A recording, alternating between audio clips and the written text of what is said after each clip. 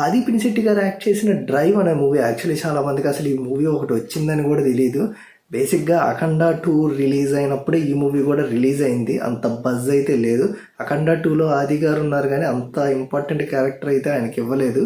So బేసిక్గా ఆయన versatile actor. So అతను మూవీ అంటే కాన్సెప్ట్ ఓరియంటెడ్ బాగా తీసుకుంటాడు అన్న ఇదితో అయితే వెళ్ళాను.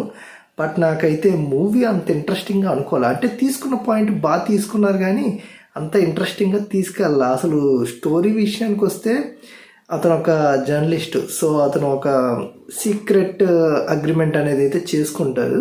సో దాన్ని ఒక హ్యాకర్ ఇబ్బంది పెడతా ఉంటాడు అనమాట. సో అసలు ఆ హ్యాకర్ ఎవరు, ఇతను చేసుకున్న సీక్రెట్ అగ్రిమెంట్ ఏంది, అసలు ఎందుకు హ్యాకర్ ఆది మీద పగబట్టాడు ఏంటి అనేది ఈ మూవీ కాన్సెప్ట్. సో అది ఏమన్నా ఇంట్రెస్టింగ్గా సాగుతుందా అంటే అది కూడా ఏమంత ఇంట్రెస్టింగ్గా సాగలేదు. అండ్ హీరోయిన్ వచ్చేసరికి మెడోనా సెబాస్టియన్.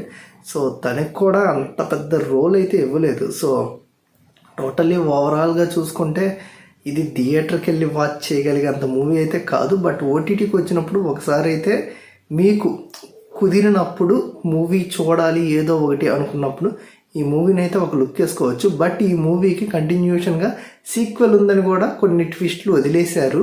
సో అది ఇంకొంచెం డిసప్పాయింట్ అనిపించింది. ఎందుకంటే ఉన్న సీక్వెల్స్కే అసలు గతి లేదు, వస్తాయో రావో తెలీదు, మళ్ళీ కొత్త సీక్వెల్స్ అవసరమా అని చెప్పి అనిపించింది.